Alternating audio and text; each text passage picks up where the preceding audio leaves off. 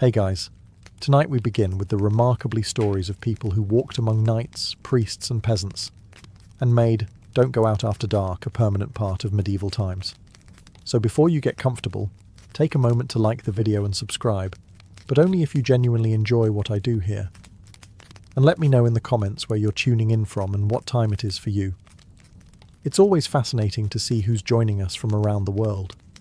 Now, dim the lights, maybe turn on a fan for that soft background hum, and let's ease into tonight's journey together. In the charming town of Chalons, sometime in the 15th or 16th century, lived a man who was both a respected tailor and, allegedly, a part-time cannibal. Because who says you can't have hobbies? Known today only as the Tailor of Chalons, this fine gentleman allegedly lured children into his shop under the guise of giving them cookies, fitting them for clothes, or offering them work. You know, classic medieval job scams. Once inside, he would murder them, butcher their bodies and here's the part where France really shines, turn them into meat pies. Yes, human meat pies. Move over, Sweeney Todd. The French may have gotten there first. It's said that he enjoyed these pies personally, but also served them to unwitting guests. So, if you ever wondered what the Middle Ages did before TripAdvisor reviews, well, this is how things went sideways. His culinary preferences went undiscovered until one particularly bold child managed to escape and sound the alarm. The townspeople, either horrified or just really tired of mystery meat, stormed his premises. What they found inside was not a humble tailor's shop. No, this was an artisanal murder boutique. Blood-stained tools, bones, preserved flesh, and enough evidence to make even the local priest throw up on the spot. He was arrested naturally, and his trial was one for the ages. When asked to defend himself, he simply admitted it. No lengthy denial. No witches made me do it. Just a very medieval shrug. His sentence? Burned alive at the stake, as all good nightmares ended back then. Some historians argue the entire thing was a moral panic, possibly even propaganda meant to vilify minorities or heretics. But whether fact, fiction, or an exaggerated cautionary tale, the Tailor of Chalons remains a symbol of how terrifyingly thin the line between respected tradesman and unsupervised serial killer could be in the Middle Ages. Moral of the story? Always ask what's in the pie. And maybe don't trust a tailor who insists on doing fittings in the basement. If medieval France were a soap opera, Gilles de Rais would have been the wealthy noble who seemed charming at the feast, but definitely had a dungeon full of problems. Literally. Before his reputation got darker than a plague-ridden alley, Gilles de Rais was a national hero. A brave knight. A companion in arms to none other than Joan of Arc. Yes, that Joan. He rode into battle under her banner, fought the English, and made everyone's grandmother proud. For a time, he was basically medieval France's golden boy, except with slightly more body armour and slightly fewer TikToks. Then Joan was burned at the stake, and Gilles went off script. After retiring from military life, and by retiring, we mean no longer legally stabbing people on behalf of the king, Gilles turned to theatre. He built stages, cast elaborate productions, and spent vast fortunes on costumes, props and actors. Which sounds charming, until you realise he was funding his hobbies by pawning family heirlooms and eventually mortgaging everything he owned, including, potentially, his sanity. But the real nightmare wasn't his spending habits. It was what was happening behind the curtain. Whispers began to circulate. Servants went missing. Travellers vanished near his estates. Alchemists visited. Black magic rituals were rumoured. Eventually, the church, not known for its chill, took notice. What they found at his castle shocked even the most hardened inquisitors. Hidden rooms, grim implements, and, let's just say, forensic science in the 1400s consisted mostly of people vomiting and shouting, "Demon." When arrested, Gilles confessed in horrifying detail. Whether out of guilt, madness, or just medieval peer pressure, he didn't hold back. Torture helped move things along, as it usually did. But there was enough physical evidence to remove all doubt. He wasn't just a killer, he had made it an ongoing enterprise. In 1440, Gilles de Rais was sentenced to death. He was allowed to confess publicly and die with a degree of repentance, which, for a man accused of atrocities that made his fellow knights queasy, was more mercy than many thought he deserved. So how does one go from holy war hero to one of the most reviled criminals in French history? Easy. Take a sharp turn after the battlefield, add a bit of unchecked wealth, sprinkle in an alchemist, and absolutely no therapy. If there was ever a medieval woman who would have absolutely dominated Instagram's self-care niche, it was Elizabeth Bathory. Noblewoman, heiress, and alleged human exfoliator. Born in 1560 to one of Hungary's most powerful families, Elizabeth had everything: land, titles, castles, and allegedly a rather disturbing nighttime routine. Forget face masks and essential oils. According to legend, she believed the secret to eternal youth was bathing in the blood of young village girls. You know, just like Gwyneth Paltrow, if Gwyneth took things way too literally. Of course, the truth, like most things in medieval history, is murky, full of political intrigue, missing records, and people with very suspicious motivations. Elizabeth was highly educated for a woman of her time. She spoke 4 languages, managed estates, and even defended her lands while her husband was off being a war hero. After he died, she ran the show alone, which in 17th century Hungary meant every male relative suddenly decided she was too powerful to be left unslandered. And so the rumours began. Peasants started disappearing. Servants were sent to her castle and never returned. Witnesses claimed they saw corpses, mysterious bruises, bite marks, even signs of ritual torture. One servant claimed Elizabeth had a custom iron cage suspended from the ceiling, a sort of medieval piñata that screamed instead of giving out candy. Eventually, King Matthias of Hungary had enough. He sent investigators, and by investigators, we mean a team of men who really didn't like the idea of a woman owning multiple castles.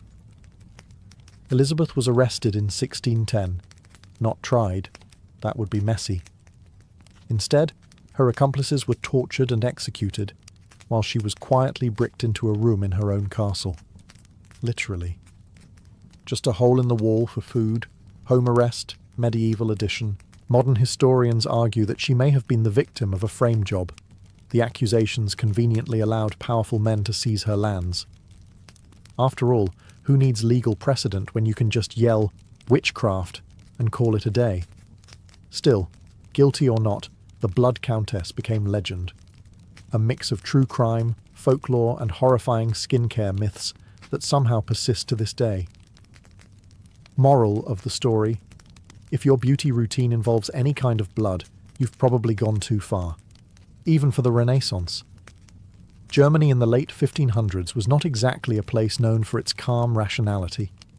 Plagues, religious wars, and the occasional demonic goat made everyday life feel like a fever dream wrapped in a nightmare. Which is probably why the townsfolk of Bedburg weren't too surprised when someone decided to blame a series of brutal murders on a literal werewolf. Enter Peter Stump. Stump, also spelled stump, stubber, or absolutely not someone you'd want near your livestock, was a wealthy farmer living near Cologne.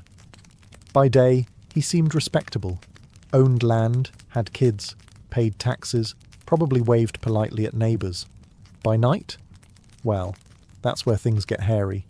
Local reports claimed that people were disappearing at an alarming rate, their bodies found mauled, dismembered, or just not found at all, livestock too. Something, or someone, was tearing through the countryside with the appetite of a medieval Uber Eats demon. Suspicion spread.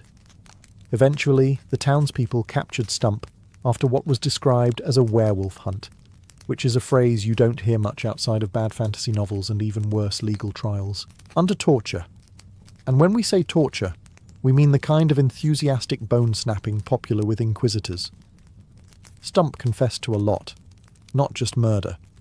He claimed to have made a pact with the devil, who gave him a magical belt that turned him into a wolf. Very eco-friendly. No full moon required. He also admitted to devouring his victims, practicing dark arts, and just for extra medieval spice, to being romantically involved with his own daughter. because apparently you couldn't be accused of supernatural murder without adding a bit of awkward family drama. Stump was executed in 1589, and the sentence was one of the more creative ones. First, he was strapped to a wheel and had his flesh torn with red-hot pincers. Then, his limbs were broken with the blunt end of an axe. Finally, his head was cut off, his body burned, and his daughter was also executed, just in case you were worried things might end gently. To this day, historians debate whether Peter Stump was truly a monster, mentally unwell, or simply the unlucky scapegoat for a panicked, deeply superstitious society. Either way, if someone ever offers you a magical werewolf belt, maybe just stick to regular pants. Some families pass down heirlooms, others pass down recipes. The Bean family. They allegedly passed down a generational fondness for eating people.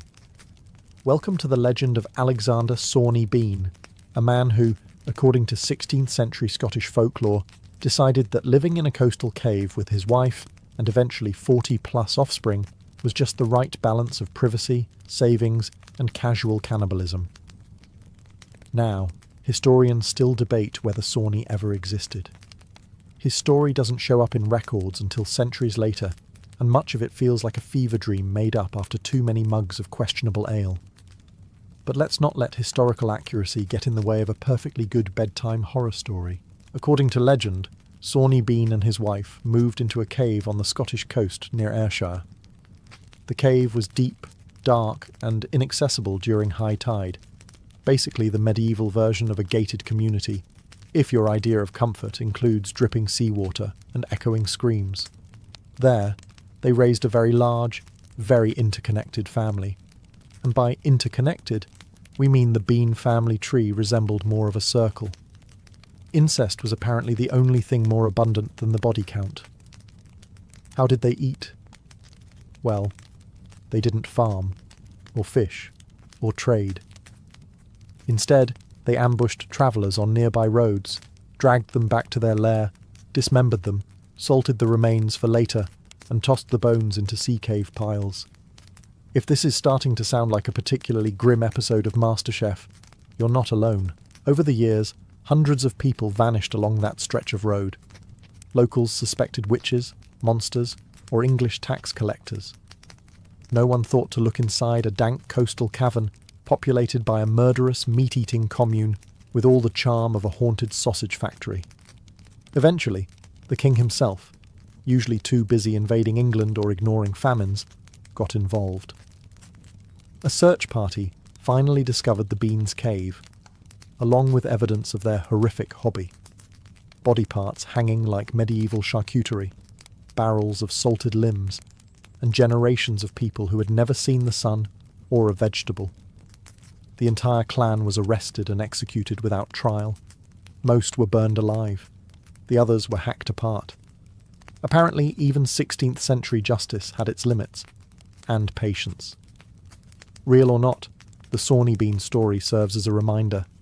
If a creepy family invites you to dinner, check what's on the menu. Now, not every medieval serial killer wore a crown or wielded an axe. Some just showed up in the night sky with a pack of spectral dogs, making noises like a haunted brass band. Enter Harlequin's hounds, a demonic hunting party from medieval European folklore, best described as Scooby-Doo meets the Purge, minus the talking dog and with a lot more screaming. In various corners of Europe, especially France, Germany and England, people whispered of a ghostly cavalcade that tore through the night sky or woods. A host of hunters led by a shadowy figure named Harlequin, or Hurler or Woden, depending on your zip code and local myth budget. These weren't your average ghost stories. They were warnings. Don't be out after dark, or you'll get snatched by the wild hunt and dragged into the afterlife, possibly while still alive. Very motivational. But here's where it gets suspiciously serial killery. In the 11th and 12th centuries, chroniclers started describing real deaths linked to sightings of this hunt. Bodies were found mangled, crushed, or simply vanished, usually near forests or lonely roads. Some towns even had no travel after sunset ordinances, based on the belief that the hunt was not just supernatural, but selective. It wasn't just haunting, it was harvesting. Now, were there actually spectral horsemen snatching souls into the void? Probably not. But were there people using the myth as cover to commit actual murders? Almost certainly. Think about it. You live in a superstitious village. It's pitch black outside, and someone you didn't like very much just happens to disappear after telling a drunk story about seeing a glowing rider with black hounds. Oh no, the Harlequin got him. Case closed, no investigation, no CSI, Canterbury. Some historians believe the wild hunt myth may have been inspired by roving bands of mercenaries or cultish vigilantes who used the tale as a form of psychological warfare. Kill someone, blame the hunt, ride off into the fog. It's murder meets marketing. The kicker? The myth persisted. Even centuries later, locals reported hearing hoofbeats and howling, always followed by, well, missing people. And if there's one thing the Middle Ages were good at, it's making folklore feel like a crime scene. So was Harlequin a ghost, a metaphor, or just the Middle Ages' most efficient scapegoat? Maybe all three. Either way, if you hear spectral barking after midnight, lock your doors. Or better yet, don't go wandering into forests with names like Dead Man's Hollow. Ah, Germany. Land of precision engineering, sausage variety, and, apparently, guys named Christman Gnipperteinge, whose name sounds like someone leaned too hard on a medieval typewriter while sneezing. Christman Gnipperteinge may not be as well known as Gilles de Rais or Elizabeth Bathory, but if body count is your measuring stick, he's the overachiever of medieval murderers. According to 16th century German pamphlets, the tabloids of their day, Gnipperteinge murdered 964 people over the course of a 15-year killing spree. And to be honest, after 400 or so, you'd think he'd pick up a hobby. The story goes something like this. Christman set up shop in a cave in the woods, medieval serial killer starter pack. From this cozy murder den, he posed as a bandit, ambushing travellers, merchants, and presumably anyone who looked remotely stabbable. His methods? Robbery, strangulation, and general unpleasantness. Think Robin Hood if Robin kept everything and killed you afterward. He was reportedly helped by a female companion he kidnapped and brainwashed, or as medieval pamphlets put it, converted to his evil ways. This was possibly less Stockholm Syndrome and more help me or end up in the stew. But Christman didn't just kill. He kept souvenirs, gruesome ones. He stored body parts, hoarded money, and even, if we're to believe the pamphlets, baked the occasional victim into pies. That's right. Long before Sweeney Todd sang about meat-filled vengeance, Christman was apparently serving up his version of Forrester-table cuisine. Eventually, someone got wise. Authorities captured him in 1581, and the execution was, let's say, elaborate. First, they broke him on the wheel, a process that involves, well, breaking you on a literal wheel. Then they tore his flesh with red-hot pincers. Then they tore it again, for good measure. And again, because someone really hated closing ceremonies. Finally, they decapitated him. You know, just to be extra sure. Now skeptics argue that Christman may have been the creation of Protestant propaganda, a fictional monster meant to represent the dangers of godlessness, or possibly poor cave hygiene. But others believe his existence and crimes were all too real. Either way, Christman Gnipperteinge remains a terrifying footnote in Europe's blood-soaked history, a man with a kill count higher than most plagues, and a name longer than most grocery receipts. Welcome to Kilkenny Island, early 14th century, where Lady Alice Keitler had more ex-husbands than most people had decent meals. 4 of them, to be exact. And like any good medieval soap opera, they all ended up mysteriously ill, bankrupt, or extremely dead. Born into a wealthy Flemish merchant family, Alice was the kind of woman who collected money and husbands with equal enthusiasm. By the time her 4th spouse was found wasting away in 1324, possibly the medieval equivalent of ghosting via grave, people started to wonder whether Alice had a more hands-on approach to marital conflict resolution. Now, being a strong, independent woman in medieval Ireland was already suspicious enough. But Alice also had property, money, influence, and a maid named Petronilla, who didn't know how to keep a secret under torture. That's when Bishop Richard de Ladrade entered the chat. The good bishop had the energy of a man who had read one book on witchcraft and decided it was time to start a crusade. He accused Alice of heresy, sorcery, demon worship, love potions, and, most entertainingly, communicating with a demon named Robin Artisan, who, by the way, supposedly visited her in the form of a black, shaggy dog. That's right. Ireland's first demon-possessed serial killer may have also been a crazy dog lady. But here's the twist. Alice escaped. Possibly bribed some guards, possibly rode off into the mist on the back of Robin Artisan himself. Either way, she was gone. Vanished. Poof. Meanwhile, poor Petronilla, her maid, was left holding the cauldron and was burned at the stake for witchcraft, making her the first person in Ireland officially executed for heresy. To this day, Alice Keitler's guilt remains a hot debate. Was she a clever killer, hiding behind wealth and status, or the victim of misogyny, paranoia, and one bishop's very weird fan fiction? Either way, she made history, as the first woman in Ireland accused of witchcraft, possibly the most infamous poisoner in the country's medieval history, and a sharp reminder that if your maid starts talking during an inquisition, it's already too late. Rome, city of popes, poets, and one teenage girl who turned parricide into something halfway sympathetic. Beatrice Cenci was born in 1577 to a noble Roman family that had a lot of money, a lot of power, and absolutely zero chill. Her father, Francesco Cenci, was by all accounts a grade A monster, rich, arrogant, and the kind of man who believed discipline included locking his family in castles, and allegedly far worse things that polite scripts like this only hint at. Francesco's rap sheet included violence, exploitation, and a general talent for making everyone around him fantasize about his funeral. Rome knew. The authorities knew. The Pope even knew. But because Francesco was rich and well-connected, nothing ever stuck. It's the classic Renaissance legal strategy. If the bribes fit, you must acquit. So what's a traumatized daughter to do? Well, murder. In 1598, Beatrice, her stepmother Lucrezia, and her brother Giacomo decided enough was enough. They allegedly drugged Francesco, bashed his head in with a hammer, and, just to be sure, threw him off a balcony. Because nothing says natural causes, like blunt force trauma and a fall. Of course, this wasn't CSI, Vatican. The body was found. Questions were asked, torture was applied, and soon enough, Beatrice and her family confessed. Some say the torture loosened their tongues. Others say it just confirmed what everyone in Rome had been whispering for years, that Francesco Cenci had it coming. Now here's the part that turns tragic. Public opinion loved Beatrice.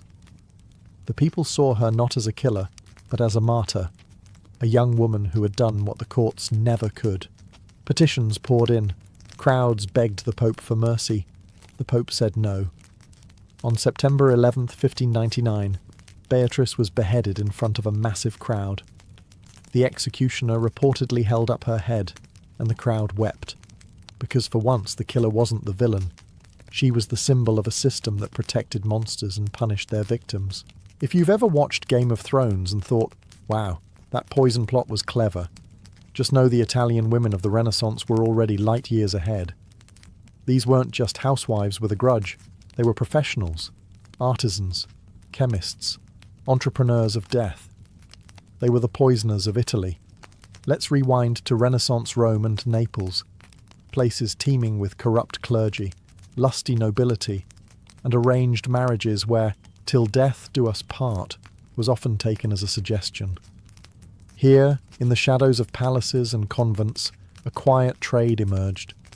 The manufacturing and discreet distribution of aqua tofana, a colourless, tasteless, and beautifully lethal liquid. Just a few drops in your husband's soup and voila, he's off to meet the saints. Leading this movement was a woman named Giulia Tofana, often credited, or blamed, with perfecting this little murder elixir. Sold under the guise of cosmetic products, because of course it was, aqua tofana came in vials labelled as facial lotion, or holy water of St. Nicholas. Subtle, no? But here's the real kicker. This wasn't just a one-woman operation. No, Julia had help. Lots of it.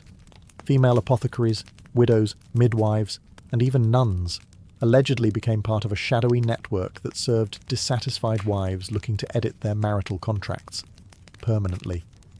It wasn't so much a guild as it was a sorority for strategic life reorganization. If you're wondering why authorities didn't shut this down sooner, well, it's hard to prove murder when the cause of death looks exactly like natural wasting. And with so many high-ranking clients, the local courts were often more interested in staying alive than dispensing justice. Eventually, though, whispers turned into confessions. Julia was arrested and, after some enthusiastic questioning, allegedly admitted to helping poison over 600 men.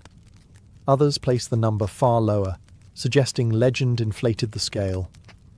Either way, the fallout was massive. Executions followed. The streets of Rome were briefly cleaner. And Aqua Tofana, banned. Well, publicly at least. So next time you hear about medieval guilds, don't just think blacksmiths or tailors. Think of a quiet back room, a whispered name, and a tiny glass vial of destiny. You know the type. Stern face, iron will, possibly allergic to smiling. Every medieval town had one. That one church official who insisted their harshness was simply discipline. But sometimes discipline looks suspiciously like serial murder. And that's where Bishop Hatto of Mainz steps in. Or rather slinks in, with a crozier in one hand, and what we can only assume was a poison checklist in the other. Let's start with the basics. Hatto was a 10th century bishop who ruled over the region of Mainz in what's now Germany. A man of the cloth, yes, but that cloth may have been bloodstained. Allegedly. Depending on whom you ask, Hatto was either a hard-working administrator or the kind of clergyman who skipped straight to the fire and brimstone part of the Bible. He's best remembered for an infamous tale that sounds suspiciously like medieval propaganda. But honestly, it's too horrifying not to include. During a brutal famine, the peasants of Hatto's region came begging for food. Bishop Hatto, ever the humble servant of the Lord, welcomed them into a barn, and then locked the doors, and then set the barn on fire. Legend has it, he declared, "These are no men, they are rats," as the flames took hold. You know, normal bishop stuff. But karma in medieval legend comes with teeth. According to folklore, a swarm of actual rats descended upon Hatto, chased him to his tower on the Rhine, and ate him alive. Hence the tower's local name, the Mäuseturm, or Mouse Tower. Is this historically accurate? Probably not. But does it feel morally satisfying? Absolutely. Now, skeptics will argue that this tale is metaphor, a medieval fable about greed and justice, with rats as divine retribution. And sure, maybe Hatto didn't torch anyone. Maybe the barn fire story was a smear campaign cooked up by angry monks with excellent storytelling skills. But here's the thing, no one tells cautionary tales about nice bishops. The story stuck because, at some level, Hatto inspired fear. The kind that makes people whisper your name centuries later while shivering into their soup. Was he a serial killer? That depends on whether you count mass incineration during famine as murder or just very aggressive spiritual cleansing. Either way, Bishop Hatto definitely wasn't just strict. Ah, the nunnery, a peaceful haven of quiet prayer, modesty, and brutal murder. Enter Sister Benedetta Carlini, a 17th century Italian nun whose life reads like the first draft of a psychological thriller written by someone high on incense and unresolved trauma. While technically post-medieval, her story is just too juicy and too unhinged to leave out. Benedetta was an abbess in the Theatine convent of Pescia, Tuscany. She was famous for her visions, which included regular conversations with Jesus, spontaneous stigmata, and some divinely inspired bed shaking. At first, her fellow nuns were impressed. After all, medieval and early modern Italy loved a good mystic. But the situation quickly escalated from holy woman to what in the mother of God is happening in this convent? As Benedetta rose in the convent ranks, so did the weirdness. She began experiencing violent fits and claiming to be possessed by Jesus himself, who apparently had a habit of borrowing her body like a weekend Airbnb. According to Benedetta, Jesus wanted a lot of alone time and was deeply invested in confession, especially private, one-on-one confession. And this brings us to her roommate, Sister Bartolomea. Bartolomea later confessed that Benedetta had been using these possessions as cover for, let's say, deeply non-canonical activities. According to testimony, Benedetta would claim to be channeling divine forces and then insist that Bartolomea submit to spiritual correction multiple times, with passion and with very little scripture involved. But what makes Benedetta truly unsettling, beyond the forbidden trysts and religious cosplay, was her alleged manipulation and cruelty. Witnesses claimed she psychologically dominated other nuns, doled out harsh punishments, and even used her divine visions to silence dissent. Several deaths occurred under mysterious circumstances in her convent, and while she was never formally charged with murder, let's just say it wasn't exactly a spiritually uplifting place. Eventually, the church caught wind of the scandal. A formal investigation was launched, and Benedetta was stripped of power and imprisoned within the convent for the rest of her life. The church, in classic damage control mode, buried her story, which was then rediscovered centuries later, to the horror and fascination of modern historians. So was Benedetta Carlini, a victim of religious hysteria, a misunderstood mystic, or just a really clever predator in a wimple. Either way, confession has never sounded quite so ominous. Some people paint, some collect coins, and some, if you're Cardinal Robert of Geneva, treat mass murder like it's a team sport. Let's set the bloody stage. It's 1377, and Cesena, a picturesque little town in northern Italy, made the mistake of mildly questioning papal authority. That's like telling a medieval pope his hat looks a bit much. Heresy, sedition, cue the overreaction. Enter Cardinal Robert of Geneva, who would later become Pope Clement VII. Not to be confused with the Clement who made wine, this one made body piles. The papal states were in chaos at the time, with Italian city-states doing what Italian city-states do best, switching sides like they're in a medieval reality show. Cesena had revolted, or maybe sneezed the wrong way, and the church decided to make an example out of them. And by example, we mean war crime. Cardinal Robert, accompanied by John Hawkwood, a charming English mercenary who never met a paycheck he didn't like, marched into Cesena with a bunch of French and Breton troops. The town had already surrendered under peaceful terms, thinking things were sorted. Classic mistake. Once inside, the army began a 3-day massacre. And not just of rebels. We're talking civilians, priests, old men, and anyone who couldn't outrun a guy with a sword and poor impulse control. Between 2,000 and 5,000 people were slaughtered. That's not a cleansing. That's a medieval purge with paperwork. Robert later defended himself by claiming the massacre was necessary to restore order. You know, in the same way using a flamethrower on a fly is technically pest control. So, was he a serial killer? Technically, no. He didn't stalk individual victims. He wasn't doing it for pleasure. But here's the twist. He did it more than once. Cesena wasn't an isolated case of oops, too much smiting. Robert had a pattern of solving problems with fire, blades, and mass panic. And he got promoted for it. He became an anti-pope, which is like a regular pope, but with more political drama and significantly worse Yelp reviews. Robert of Geneva earned the nickname the Butcher of Cesena, not by his enemies, but by the people chronicling the event. When your historical nickname sounds like it belongs on a deli sign but involves thousands of corpses, you've probably crossed a line. Moral of the story: never trust a cardinal with a sword and something to prove. Grave robbing in medieval Europe was, believe it or not, a booming cottage industry.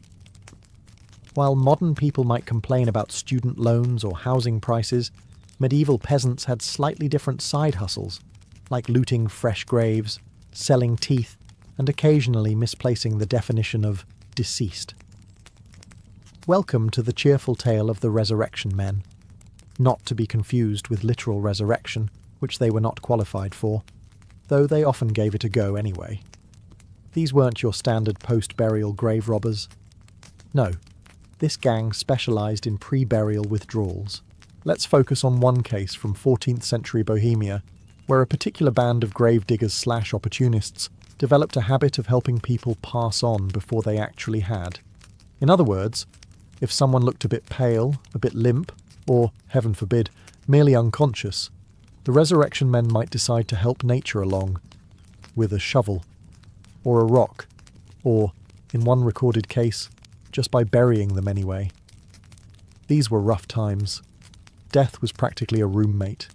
Plague, famine, inquisitions, wolves with too much free time, and amidst this chaos, the line between almost dead and actually dead got a little blurry. For grave robbers paid by the corpse, that line was especially negotiable. The profession attracted people with, shall we say, flexible ethics. One Bohemian ring was accused of suffocating plague victims before they were fully gone. Why? Because corpses are easier to transport than people who are still breathing and screaming about being kidnapped. They'd then sell the bodies to medical students, alchemists, or overly curious monks, or worse, use them to fake martyr relics and get rich selling holy femurs of St. Kevin. Never mind that St. Kevin never made it past Slovakia. The church was horrified, obviously, but also secretly intrigued, because corpse-based miracles were kind of their thing. Authorities eventually caught on when one dead man woke up mid-sale, which tends to kill the resale value and cause shouting. So, were they serial killers? Not in the traditional hunting in alleyways sense, but their tally of early departures suggests a professional interest in expedited expiration. And in medieval times, that's really all it took to join the club. In modern times, we have criminal profilers, DNA testing, CCTV, and that one neighbour who always knows too much about everyone's business. But in medieval times, if someone got murdered in the woods and no one was around to see it, well, it was basically just Tuesday. Let's talk about the ones we never caught. The silent monsters who roamed without names, motives, or even half-decent sketches. They left no journals, no manifestos, just a trail of conveniently missing villagers and the occasional cryptic stain in a barn. Case in point, the werewolf of Poligny. In 1521, France, yes, we're fudging the medieval cut-off by about 20 years, but trust me, nobody had updated their ethics software yet. Villagers were found ripped apart, not stabbed, not beaten, torn. Naturally, this led to the only logical explanation: werewolves.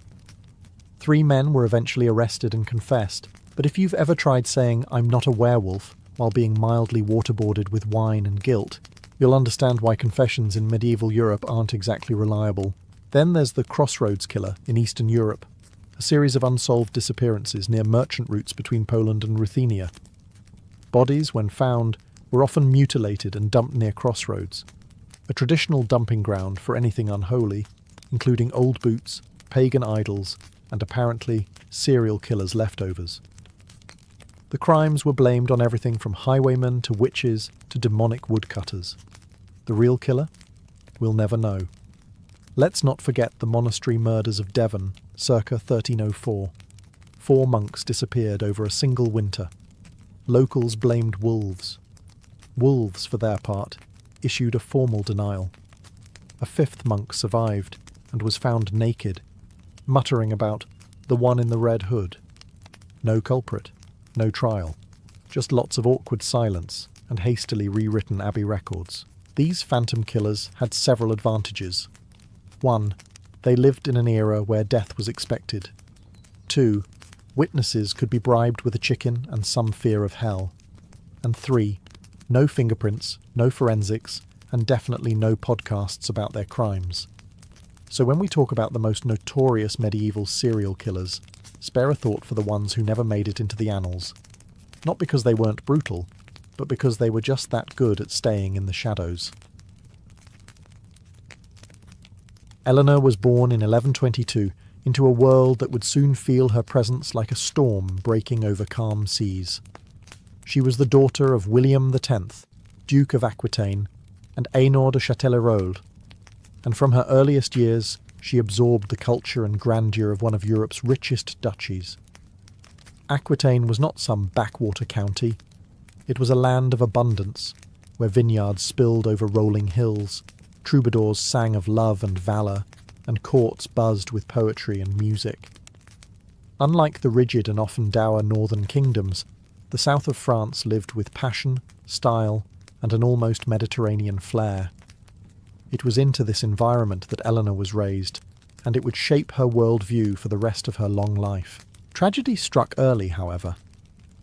In 1137, her father died suddenly while on pilgrimage, leaving the 15-year-old Eleanor not just an orphan, but also the undisputed Duchess of Aquitaine. With this inheritance, she instantly became the most sought-after prize in Europe. Her lands stretched from the Loire River down to the Pyrenees, a domain larger and wealthier than even the holdings of the French crown itself. Every ambitious nobleman dreamed of securing her hand, and with it, the authority over Aquitaine's people, trade, and castles. But Eleanor was not a passive prize to be claimed. Even as a teenager, she carried herself with the confidence of someone who knew she was born to rule. Chroniclers describe her as intelligent, charismatic, and strikingly beautiful, though her true power lay not in her looks, but in her keen mind and political instinct. She had been educated in literature, music, and governance, making her far more prepared to wield power than many men twice her age.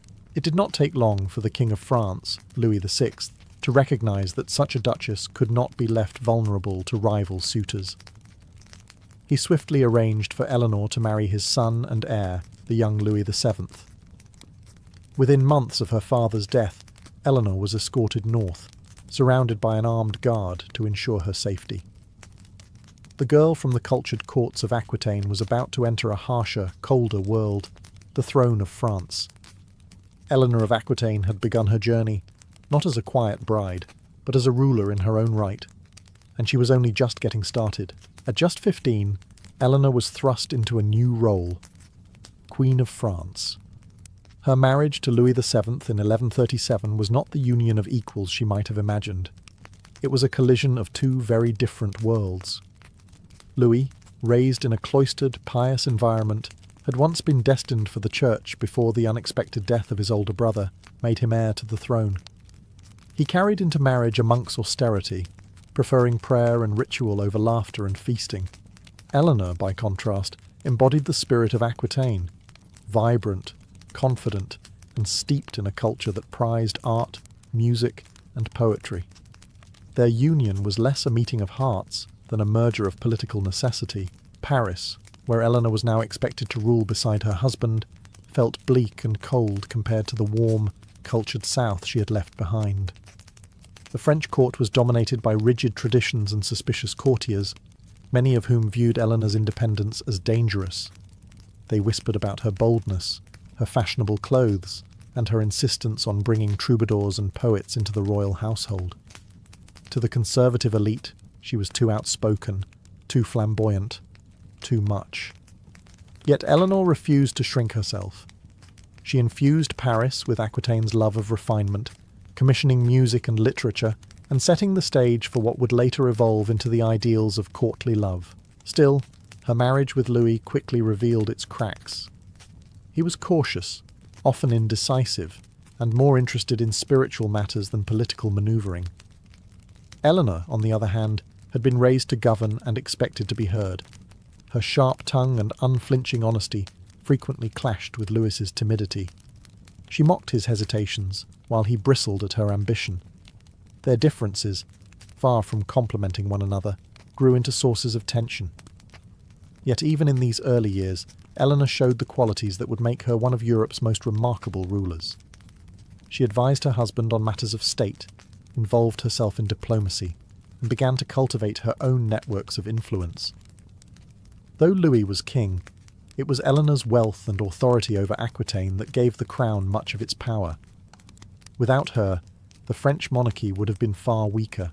By the time the call for the Second Crusade sounded, Eleanor was not just Queen of France. She was a woman determined to prove that she was more than a decorative consort. She was ready to take her ambitions onto the world stage.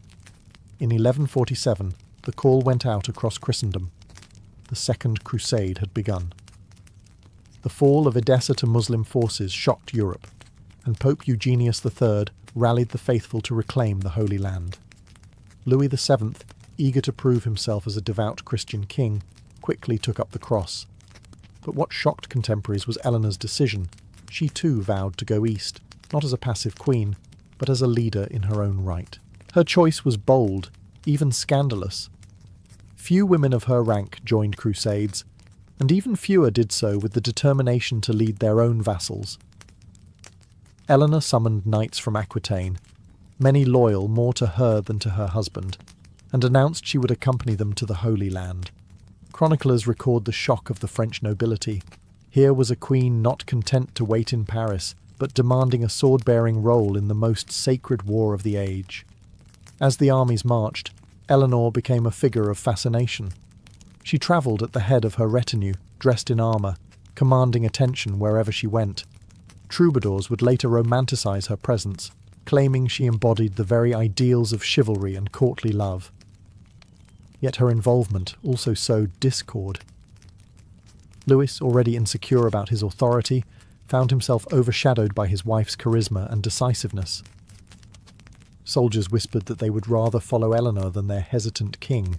The crusade itself was a disaster. Poor planning, squabbling leaders, and treacherous terrain turned the French army's march through Anatolia into a nightmare of starvation and ambush. By the time they reached Antioch, morale was broken. It was here that Eleanor's influence reached its height, and her marriage began to unravel. Raymond of Poitiers, her uncle and the Prince of Antioch, welcomed her with open arms. Eleanor admired his energy and strategic vision, and she urged Louis to support him in a campaign against Aleppo. Louis refused, insisting on continuing to Jerusalem. Rumours exploded. Chroniclers suggested Eleanor and Raymond were too close, perhaps even lovers. Whether gossip or truth, the scandal spread like wildfire. Louis, humiliated, ordered Eleanor to leave Antioch with him by force. The crusade limped on, achieving nothing of note, but the damage was done. When the royal couple returned to France, their marriage was beyond repair. The crusade had shown the world two truths. Louis was an ineffectual king, and Eleanor of Aquitaine was a woman who would not be silenced. By the early 1150s, Eleanor's marriage to Louis VII was in tatters. The crusade had left scars too deep to ignore. Whispers of infidelity, political disagreements, and above all, the absence of a male heir. Though the couple had two daughters, Louis longed for a son to secure the Capetian dynasty. Eleanor, for her part, seemed increasingly frustrated by his timidity and his refusal to let her exert the influence she believed was her right. Their union, once forged as a political alliance, now stood as a constant reminder of incompatibility. In 1152, the inevitable came. At Beaugency, the marriage was formally annulled on the grounds of consanguinity. They were distant cousins, and the church, eager to end the scandal, accepted the excuse. Eleanor was free, her daughters remaining with Louis, and she once again controlled Aquitaine in her own name. Few women in medieval Europe had ever regained such independence, but Eleanor was not a woman to live long without a crown. Almost immediately, suitors began circling. Her lands made her the most eligible heiress in Europe, for the second time. Some tried to abduct her on her journey home, hoping to force marriage by kidnapping, but Eleanor was shrewd and swift. Within weeks of her annulment, she struck a daring alliance. She married Henry of Anjou, the fiery, ambitious duke nearly 12 years her junior. Their wedding was sudden, bypassing the need for French royal approval, and it shocked the courts of Europe. This was no ordinary match. Henry was not only the Duke of Normandy and Count of Anjou, he was also in line to inherit the English throne. Their union fused Aquitaine, Normandy and Anjou into a vast power block that rivaled and even threatened the French crown itself. When Henry became King of England in 1154, Eleanor was once again a queen, but this time not of a single kingdom. She was queen consort of an empire stretching from the Scottish borders to the Pyrenees. Her second marriage was not built on romance, but on raw power and ambition. Eleanor had moved from being the frustrated consort of a timid king to the partner of one of Europe's most dynamic rulers. But as she would soon learn, life with Henry would bring both triumph and turmoil. When Henry Plantagenet ascended the English throne in 1154 as Henry II, Eleanor once again found herself wearing a crown, this time in Westminster, not Paris. At 32, she was already a seasoned ruler, but now her influence stretched across an empire historians would later call the Angevin Empire, from the misty highlands of Scotland to the sun-soaked vineyards of Aquitaine. As queen consort, Eleanor was not content with ceremonial duties. She ruled actively, especially in her beloved Aquitaine, where her authority was unquestioned. Eleanor's greatest legacy during these years, however, was her role as mother. Between 1153 and 1167, she bore Henry 10 children. 5 sons and 3 daughters survived to adulthood, ensuring the continuation of the dynasty. Her sons were no ordinary princes. They would become some of the most famous names in medieval Europe: Henry the Young King, Richard the Lionheart, Geoffrey of Brittany, and John, the future Lackland. Each inherited not only their father's ambition, but also their mother's fiery spirit, and Eleanor took a deep interest in their upbringing.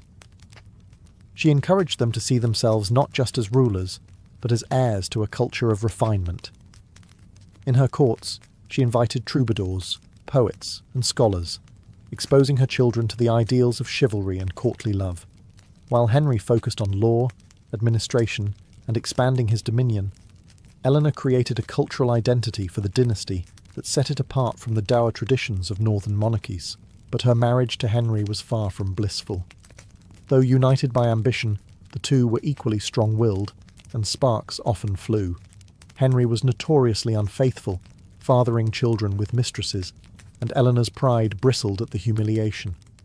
The couple spent increasing time apart, Eleanor often ruling Aquitaine independently while Henry managed affairs in England and Normandy. Still, their political partnership remained formidable, their combined lands dwarfing the holdings of the French crown. As her sons grew, Eleanor poured her energy into preparing them for rule. But in doing so, she also planted the seeds of rebellion. Her loyalty was never blind. She believed her children should have power of their own, not remain under Henry's iron grip. And when her sons turned against their father, Eleanor would make a decision that shocked Christendom. She would side with them, even against her king. The queen who had once marched on crusade was about to march into family rebellion. By the 1170s, Eleanor's marriage to Henry II had soured beyond repair. Once bound by shared ambition, the couple had grown into bitter rivals. Henry's relentless expansion of royal authority and his endless string of mistresses had humiliated Eleanor. Worse still, he refused to grant their grown sons real power, keeping them dependent while he ruled like an emperor. For Eleanor, this was not just a personal insult. It was a dangerous political miscalculation. Their sons, restless and ambitious, were ready to rebel, and Eleanor was prepared to help them.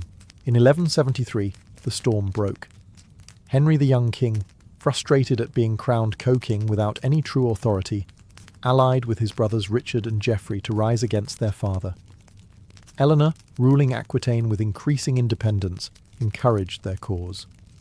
Chroniclers suggest she secretly coordinated with her sons and even sought support from Henry's greatest enemy, King Louis VII of France, her former husband. It was a bold move, one that risked everything. But Henry was no easy foe. He crushed the rebellion with ruthless efficiency, defeating his son's forces in Normandy and England. Eleanor's involvement did not remain hidden for long. In 1174, while travelling to join her rebellious children, she was captured by Henry's men. Betrayed and powerless, she was brought before the king, who could not tolerate such defiance from his own queen. Henry's punishment was harsh. Eleanor was imprisoned, first in England, and later moved between various castles. For the next 16 years, she lived under house arrest, her once vast influence reduced to whispers through the walls of her confinement. She was allowed little contact with the outside world, cut off even from her beloved Aquitaine. Yet even in captivity, Eleanor's legend grew. Troubadours continued to sing of her beauty and wit, and stories of her defiance spread through Europe. Her sons, though defeated, still saw her as the guiding force of their ambitions.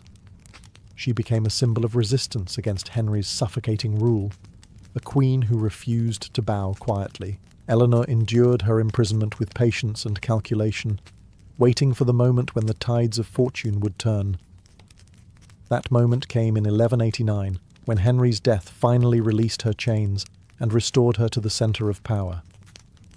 The imprisoned queen was about to rise again, this time as the matriarch of kings. In July 1189, Henry II died at Chinon, broken and embittered, betrayed by the very sons he had tried to control. When news reached Eleanor, still under guard, the tide of her fortune shifted in an instant. After 16 years of confinement, she was released, not as a widow cast aside, but as the indispensable mother of the new king, Richard the Lionheart. At 67, Eleanor stepped back into the political stage with the authority of experience and the aura of survival. Richard adored his mother. Unlike Henry, who had sought to stifle her influence, Richard recognized her value. He entrusted her with responsibilities that went beyond ceremony. While he prepared for the Third Crusade, Eleanor became the regent of England, overseeing the realm's administration, finances, and diplomacy. For a woman in her late 60s, this was nothing short of extraordinary, yet Eleanor embraced the task with vigour. Her rule was pragmatic and effective. She travelled tirelessly across the kingdom, ensuring loyalty to Richard and quelling dissent. She organised the immense taxation needed to fund his crusade, smoothing over resentment with her charisma and authority. In an age where many barons might have seized the chance to weaken royal power, Eleanor's steady hand preserved the realm. She was no longer merely a duchess, queen, or consort. She was a matriarch governing in the name of her son. When Richard departed for the Holy Land in 1190, Eleanor's role became even more critical. She not only safeguarded his kingdom, but also navigated the delicate politics of succession. With Richard gone, whispers swirled about his younger brother John, ambitious, impatient, and eager to claim power. Eleanor worked tirelessly to suppress these ambitions, warning nobles against betrayal and securing Richard's position from afar. Even more impressively, Eleanor still wielded influence on the international stage. She corresponded with rulers, arranged alliances, and even negotiated marriages for her children and grandchildren. She was the glue that bound the sprawling Angevin dynasty together, her voice carrying weight across courts in France, England, and beyond. For Eleanor, this was vindication. Once silenced and imprisoned, she now stood at the centre of European politics once more. But her greatest test as Queen Mother was still to come. Richard's capture on his return from crusade, and the ransom that would nearly bankrupt kingdoms. And it would be Eleanor herself who rode at the heart of that crisis. The year 1192 brought disaster. As Richard the Lionheart returned from the Third Crusade, he was captured near Vienna by Leopold of Austria, a former ally turned bitter enemy. Soon after, the Holy Roman Emperor Henry VI claimed custody, demanding a ransom so colossal it stunned Christendom. 150,000 marks, roughly 2 to 3 times England's annual income. For most kingdoms, it would have been impossible, but Richard had one advantage no other monarch could boast: his mother, Eleanor of Aquitaine. At 70 years old, Eleanor should have been enjoying a quiet widowhood. Instead, she became the driving force behind the effort to free her son. She toured England tirelessly, raising the ransom through special taxes, confiscations of church treasures, and loans from merchants. Chroniclers describe her travelling from town to town, appealing to clergy and nobles alike, her presence both commanding and persuasive. Her determination galvanized the kingdom. People gave not just out of duty, but because Eleanor's authority left no room for hesitation. Yet even as she fought to save Richard, Eleanor faced another battle, her youngest son, John. True to form, John attempted to exploit his brother's imprisonment by scheming for the crown. He allied with Philip Augustus of France, Richard's longtime rival, and plotted to seize control of England. But Eleanor, ever the political strategist, countered him at every turn. She warned nobles against supporting John, fortified key castles, and made sure Richard's throne remained intact until his return. In 1194, after 2 years of relentless effort, Eleanor travelled personally to Germany to deliver the final ransom payment. Imagine the scene. An elderly queen, still regal and unbowed, presenting the gold and silver that represented the sacrifices of an entire kingdom. When Richard was finally freed, it was Eleanor who accompanied him back, her presence a symbol that even kings owed their crowns to her resolve. Richard's release was Eleanor's greatest triumph, but also her last great act for him. Within 5 years, he would die from a wound in battle, leaving the crown to John, the very son she had spent so much time restraining. Now, in her twilight years, Eleanor would face her final challenge, guiding a flawed king and ensuring the survival of the dynasty she had sacrificed so much to build. By the late 1190s, Eleanor of Aquitaine was well into her 70s, an age that few medieval women ever saw, let alone while still wielding power. The death of Richard the Lionheart in 1199 was a devastating blow. He had been her favoured son, the one who trusted her wisdom and respected her authority. His death left the crown in the hands of her youngest child, John, a man whose flaws were as legendary as his lineage. Eleanor, though weary, stepped once more into the fray to secure the throne for him. John's succession was contested. Arthur of Brittany, the son of Eleanor's deceased son Geoffrey, had a strong claim and the support of many in France. Eleanor, however, was determined to see John crowned. She travelled to Aquitaine, rallying her vassals and fortifying her duchy in his name. In her late 70s, she endured sieges, negotiated with nobles, and displayed the same resilience she had shown as a young duchess. Chroniclers marvelled at her stamina. This was no queen mother content to fade quietly into the background. In 1200, Eleanor played a final role on the international stage when she journeyed to Castile to escort her granddaughter Blanche north, arranging her marriage to the future Louis VIII of France. Even at nearly 80, she rode across the Pyrenees, managing delicate diplomacy with the skill of a veteran stateswoman. Her efforts not only strengthened dynastic ties, but also cemented her role as a linchpin of European politics. As her health declined, Eleanor withdrew to the Abbey of Fontevraud, a place of peace after a lifetime of turbulence. Yet even here, she was no passive figure. She remained a revered matriarch, her counsel sought by kings and nobles alike. She outlived most of her contemporaries, a living legend whose life spanned from the world of the early Crusades to the dawn of the 13th century. Eleanor died in 1204 at the age of 82, a remarkable span in an age when life was often short and brutal. She was laid to rest at Fontevraud beside Henry II and Richard the Lionheart, husband and son, rivals and allies.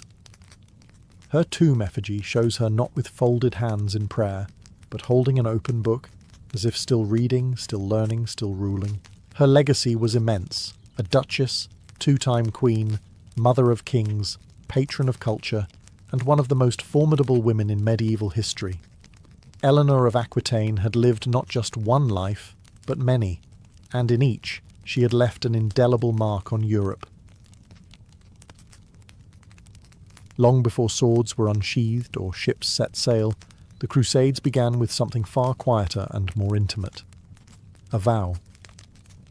For knights and peasants alike, the road to Jerusalem started not on the battlefield, but at the altar.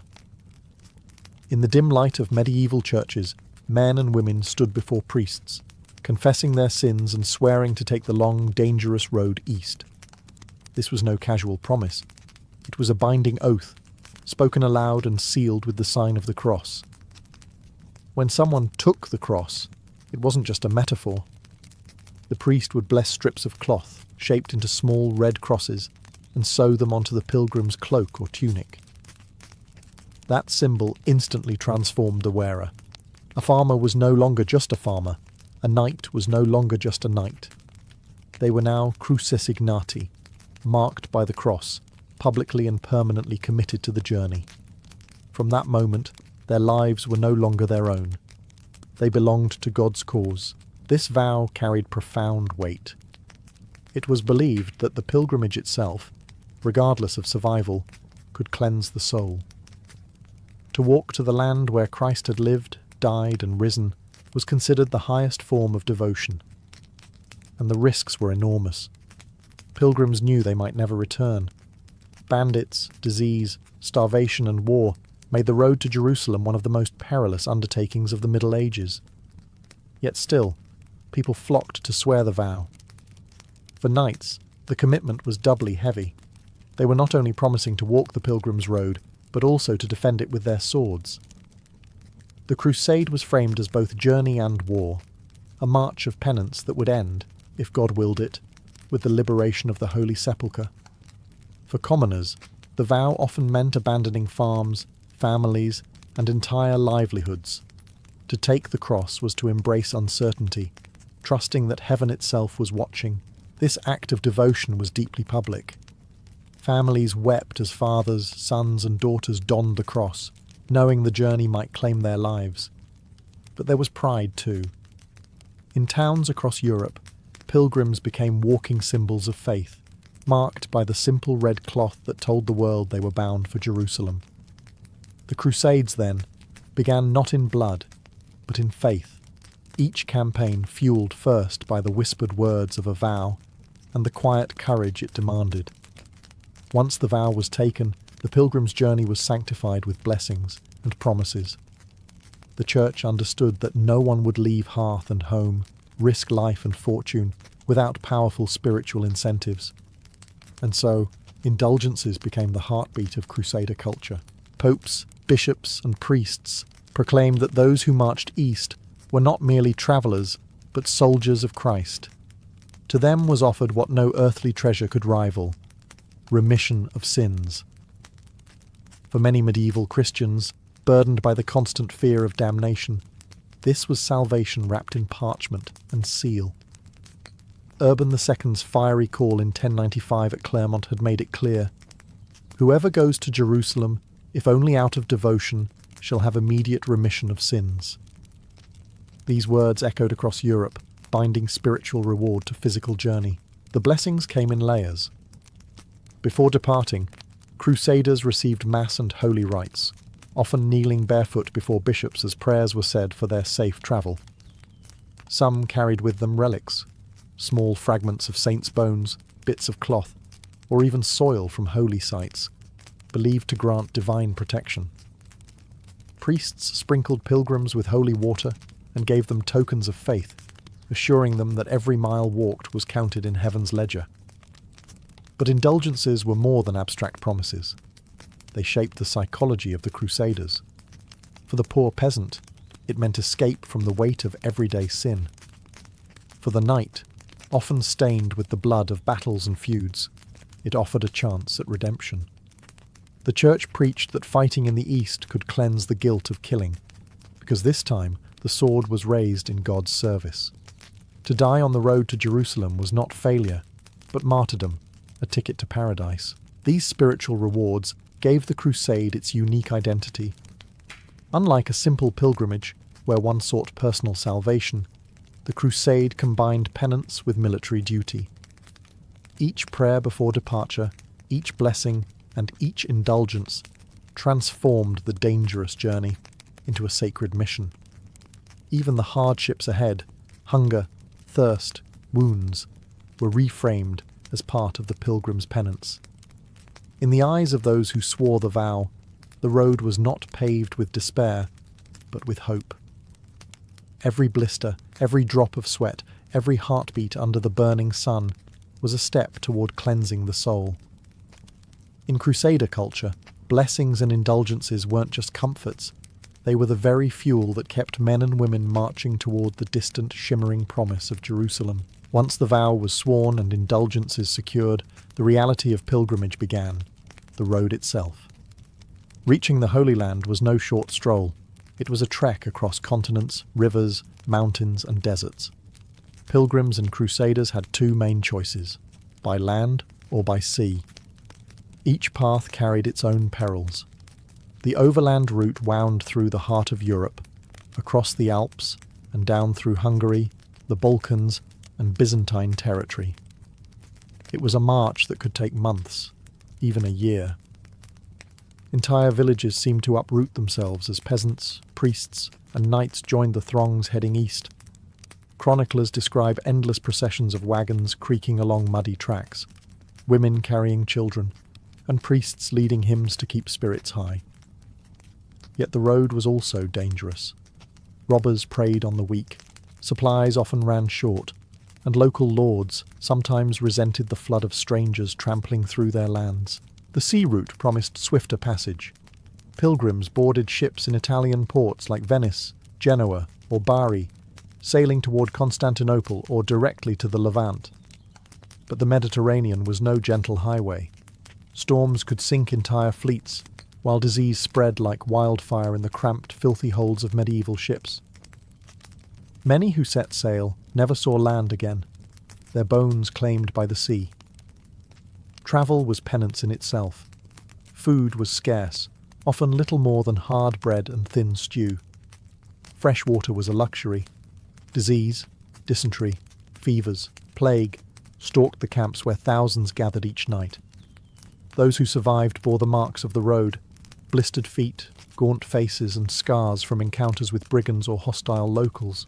Yet the hardships were also bound with ritual.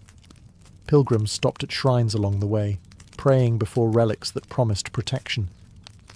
In Byzantium, they marveled at Hagia Sophia's domes, feeling they had stepped into heaven's vestibule. Each stop reminded them that their suffering had meaning, that every mile brought them closer to Jerusalem. The road became a theatre of contrasts, faith and fear, devotion and despair. Some dropped out, returning home in shame. Others pressed on, driven by the belief that the journey itself was a holy act, worth every drop of sweat and blood. For in Crusader culture the destination was glorious, but the road, the grueling, punishing, sanctified road, was itself part of salvation.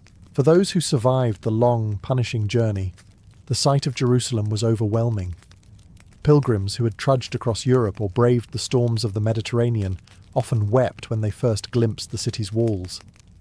Chroniclers describe men and women falling to their knees, kissing the ground, and praising God with tears streaming down their faces.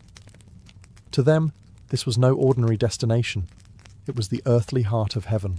The rituals of arrival were deeply symbolic. Pilgrims entered the city barefoot, a gesture of humility, and often circled its walls in silent reverence.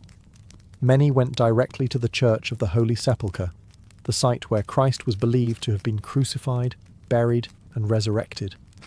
To kneel before the tomb was the ultimate goal of their pilgrimage. They touched the stone of the anointing, lit candles, and sometimes pressed small relics against the sacred rock, believing it absorbed holiness. For knights who had come with sword in hand, this moment carried the weight of justification. All the battles and bloodshed were sanctified by reaching this shrine, but Jerusalem was not the only holy site. Pilgrims climbed the Mount of Olives, where Christ had ascended, and walked the Via Dolorosa, retracing his steps to Calvary. They prayed in Bethlehem at the Church of the Nativity, and some ventured to Galilee to see the sea where Christ had walked upon the waters. Each site was a layer in the spiritual map of salvation, a living text of the Bible laid out in stone and earth. For commoners, these visits were acts of awe and devotion. For knights and nobles, they also reinforced the Crusade's central idea. This was holy war fused with holy pilgrimage. The relics they touched, the blessings they received, and the indulgences granted upon completing the journey all tied their spiritual fate to the land itself. The arrival was often capped with confession and communion, sealing the pilgrim's spiritual achievement. Some shaved their heads or donned simple garments as a sign of rebirth. Others brought back tokens, oil from lamps at the sepulchre, or small crosses made from local wood, as proof of their accomplishment. To step into Jerusalem was to step into the centre of the medieval imagination. For a Crusader pilgrim, Reaching the Holy Land was not the end of the journey, but the crowning act of faith, where the physical world and the divine seemed to meet. For Crusader pilgrims, the Holy Land was not only a place of prayer, but also a treasury of sacred objects. Few returned home empty-handed. To touch, carry, or even own a fragment from Jerusalem was to bring back proof of devotion, a piece of sanctity that could transform one's household, chapel, or village. The most coveted treasures were relics. Some were grand, claimed splinters of the true cross, drops of Christ's blood preserved in crystal vials, or shavings of saints' bones encased in golden reliquaries. These were objects that bishops and princes sought, not only for their spiritual value, but for the prestige they brought. To house such a relic elevated a church into a pilgrimage centre of its own, drawing visitors, offerings, and power. But relics weren't reserved only for kings and bishops. Common pilgrims collected humbler tokens, small crosses carved from olive wood, bottles of oil from lamps burning in the church of the Holy Sepulchre, or flasks filled with water from the Jordan River. These ampullae, stamped with holy symbols, were worn around the neck or displayed at home as visible proof of the journey. Some were even believed to offer healing, as if the holiness of the land itself had seeped into the object. Knights, too, returned with relics, often carrying them into future battles. A piece of cloth touched to the sepulchre might be stitched into a banner. A carved cross might be fastened to a sword's hilt. These relics were not only signs of faith, but talismans of divine protection in warfare. For Crusader culture, relics blurred the line between spiritual devotion and martial duty. The trade in these objects was brisk. Local craftsmen in Jerusalem and Bethlehem catered to the demand, producing carved souvenirs and holy tokens for waves of pilgrims. Some accused unscrupulous sellers of passing off common trinkets as sacred treasures. But for many buyers, authenticity mattered less than the personal memory the item carried. When pilgrims returned home, their relics and souvenirs became part of their identity. Displayed in parish churches, they inspired awe among neighbours who had never left their village. Stories of the journey were retold beside the relics, binding communities to the larger narrative of Christendom. In Crusader culture, the relic was more than a keepsake. It was living proof, a fragment of the Holy Land that whispered of sacrifice, endurance, and the sacred journey completed. To medieval Christians, pilgrimage was not meant to be easy. Hardship was the very point. The Crusades, framed as armed pilgrimages, embraced this idea fully. Every blister, every wound, every hunger pang was seen as penance, a cleansing of the soul through pain. Knights and peasants alike believed that the physical trials of the road were spiritual currency, paying down the debts of sin. Fasting was a common practice, sometimes forced by necessity, other times chosen deliberately. Food often dwindled to scraps of hard bread or thin broth, and pilgrims interpreted their empty stomachs as holy discipline. Hunger became prayer, endured with the hope that each pang brought them closer to salvation. Even thirst in the desert was reframed as a holy trial, mirroring Christ's own suffering in the wilderness. Travel itself was designed to test humility. Many pilgrims walked barefoot for long stretches, their feet bleeding on stony paths, seeing each cut as another offering to God. Some carried heavy crosses or chains, weighing down their bodies as a reminder of Christ's burden. Illness and wounds, instead of being curses, were often understood as gifts, pain transformed into proof of devotion. Knights, who were used to wealth, horses, and comforts of rank, found themselves forced into the same hardships as commoners. This levelling effect reinforced the idea that all pilgrims, noble or peasant, stood equal before God. Marching together under the blazing sun, sleeping on hard ground, or battling swarms of flies blurred social lines. The suffering itself united them. The rituals of penance extended even into battle. Crusaders were told that wounds received in combat were not only honourable, but redemptive. To shed blood in the service of Christ's cause was a fast track to heavenly reward. The same sword that had once caused sinful violence could, in the Holy Land, become an instrument of salvation. At holy sites, pilgrims often sought to intensify their penance. Some scourged themselves, whipping their backs until blood ran. Others lay prostrate for hours on the stones of the Holy Sepulchre, weeping openly. These acts were not viewed as extremes, but as powerful demonstrations of faith. In Crusader culture, suffering was not failure, it was the proof of sincerity. The harder the road, the greater the redemption. The very act of enduring pain turned the pilgrimage into a living prayer, one step closer to the eternal promise of forgiveness. Pilgrimage was never a solitary act. Though individuals took the vow, the journey itself was profoundly communal.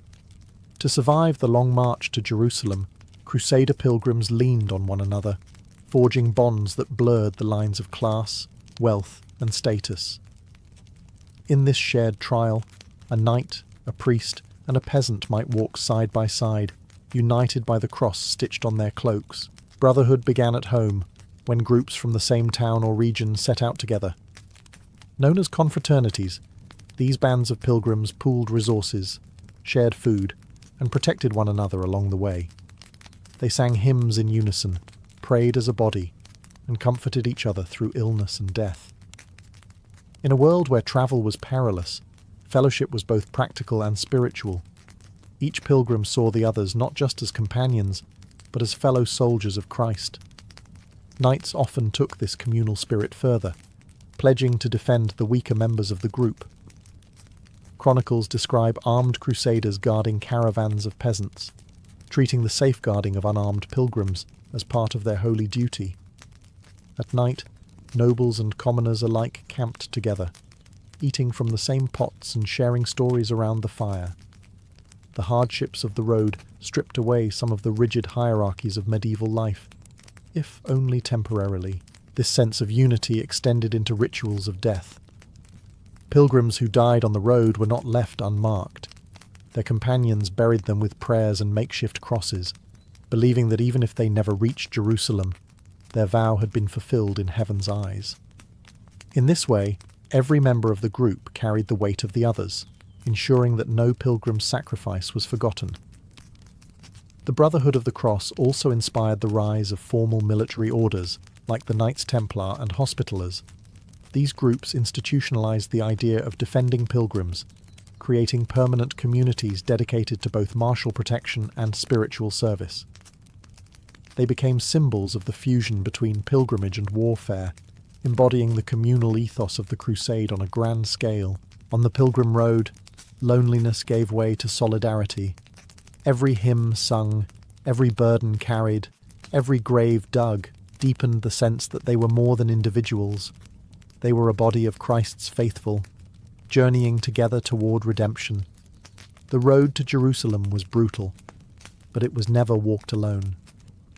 For those who survived the long journey to Jerusalem and back, the return home was more than just a homecoming. It was a transformation. Pilgrims did not come back as the same men and women who had left. They returned marked by experience, sanctified by hardship, and carrying stories and objects that set them apart from neighbours who had never travelled beyond the next village. The first sign of this transformation was visible, the cross on their garments. Many continued to wear the symbol after their return, proof that they had fulfilled their vow. To the community, it was a badge of honour. Parish priests welcomed them back with Thanksgiving masses, while neighbours gathered to hear tales of the distant Holy Land. These stories, of Byzantium's glittering domes, of the Church of the Holy Sepulchre, of battles fought in desert heat, became part of the oral culture of medieval Europe, carried from hearth to hearth. Prestige followed naturally. A knight who had walked barefoot into Jerusalem could claim not only military honour, but also spiritual authority. His name carried weight in local courts. His words carried moral credibility. For commoners, the pilgrimage was an elevation in itself. A peasant who had stood at the sepulchre could never again be dismissed as ordinary. He had seen with his own eyes the centre of Christendom. Souvenirs and relics reinforced this aura. A flask filled with Jordan water, a splinter of olive wood from the Mount of Olives, or a cross touched to the sepulchre became physical proof of the journey. Families displayed them in homes or parish churches, where they became objects of local devotion. In some places, these relics transformed small villages into new centres of pilgrimage, drawing visitors eager to touch a fragment of holiness brought from the East. The Crusader pilgrims' return also shaped political identity. Nobles boasted of their journey in charters, carving pilgrim crosses into their seals. Towns commemorated their warriors' vows in murals and churches, weaving the pilgrimage into civic pride. Even kings used it as propaganda, calling themselves defenders of the Holy Sepulchre to legitimize their reigns. For the individual pilgrim, however, the deepest change was inward. They had endured hunger, thirst, danger, and death. To return alive was to believe that God himself had guided their steps. Their lives became living testimony to the power of faith. The pilgrimage ended at home, but its impact lingered in every tale told, every relic displayed, every whispered prayer before a small piece of the Holy Land. By the time the last crusading armies faded from history, pilgrimage had already left its mark on medieval Europe. What began as personal journeys of penance had merged with the fury of holy war, creating a cultural hybrid unlike anything before. To be a crusader was to be both soldier and pilgrim, bound by oath, protected by indulgences, and defined by the belief that suffering and sacrifice opened the gates of heaven. The fusion of pilgrimage and warfare reshaped the medieval imagination. Knights who once fought for feudal lords now saw their battles as steps on a sacred road. Every campaign east was framed as a continuation of the pilgrim's vow. Even failure on the battlefield could be reframed as spiritual triumph, since simply setting foot on the journey was believed to cleanse the soul. Crusader sermons preached that Christ himself walked beside the armies, and each wound, hunger pang, or death along the way was part of God's plan. This ethos trickled into daily life back in Europe. Shrines and local pilgrimages flourished, modelled on the great journey to Jerusalem. Villagers who could never hope to cross the Mediterranean made smaller pilgrimages to regional holy sites, believing the same indulgences applied in miniature. The culture of walking, suffering, and praying as penance became a shared ritual across Christendom. The Crusades also institutionalized the protection of pilgrims. The military orders, Templars, Hospitallers, Teutonic Knights, were born from this need. Their dual role as monks and warriors embodied the Crusader ideal, to pray like pilgrims and fight like soldiers. Even centuries later, their memory carried the aura of men who had given their lives to safeguard the Holy Road. Perhaps most importantly, pilgrimage left behind stories. Chroniclers filled Europe with tales of brave knights, humble peasants, and devout queens who endured the journey east. These accounts were read aloud in monasteries, retold in markets, and sung by troubadours. They gave meaning not only to individual sacrifice, but to the collective identity of medieval Christendom. By 1200, the Crusader pilgrimage was more than an event. It was a cultural template. It taught that devotion was not passive but active, that salvation required both prayer and pain. For Europe, the Holy Road to Jerusalem had become a mirror, reflecting its fears, hopes, and ambitions. And though the Crusader states would fall, the idea of pilgrimage as sacred struggle remained etched into the medieval soul, a legacy that outlived the wars themselves. By the late 12th century, the Crusader states carved out of the Holy Land after 1099 were fragile kingdoms perched precariously on foreign soil. Nearly a century had passed since the First Crusade had stormed Jerusalem, and in that time, Latin lords had grown accustomed to ruling in the East. But wealth and pride bred complacency. The kingdom of Jerusalem was divided by rival factions, its barons quarrelling even as threats mounted on the horizon. Their arrogance led them to underestimate the man who would soon bring their downfall, Salah ad-Din Yusuf ibn Ayyub, better known to the West as Saladin. Saladin was not just a warrior, but a statesman, uniting Egypt and Syria under his rule. His genius lay not merely in tactics, but in patience. While the Crusader barons bickered, he built an empire. Through diplomacy, marriages, and relentless campaigning, he transformed scattered Muslim territories into a cohesive power that could finally push back against the Crusaders. His vision was simple but profound. Jerusalem, sacred to Islam, must be reclaimed. The spark came in 1187 when Raynald of Châtillon, a notoriously reckless Crusader lord, broke the fragile truce by attacking a Muslim caravan. To Saladin, this was no minor offence. It was casus belli, a holy mandate for war. He called for jihad, rallying thousands to his banner, determined to bring an end to nearly a century of foreign occupation. The decisive moment arrived at the Horns of Hattin, a double-peaked hill near the Sea of Galilee. The Crusader king, Guy of Lusignan, marched his army into Saladin's trap. With supplies low and morale crumbling, they found themselves surrounded in the blistering July heat. Saladin's forces cut off their access to water, setting grass fires to choke them with smoke. The once proud knights of Jerusalem, armoured in steel, collapsed under the sun, their thirst unquenchable, their discipline broken. When the final clash came, the Crusaders were already beaten in spirit. Thousands were captured, including King Guy himself.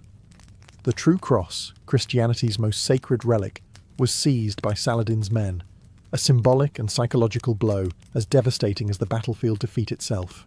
The victory at Hattin shattered the military backbone of the Crusader kingdom. With its armies destroyed, its leaders humiliated, and its holy relic lost, Jerusalem lay defenceless. Saladin's path to the holy city was clear, and the fate of the Crusader dream hung in the balance. The Battle of Hattin had broken the spine of the Crusader kingdom.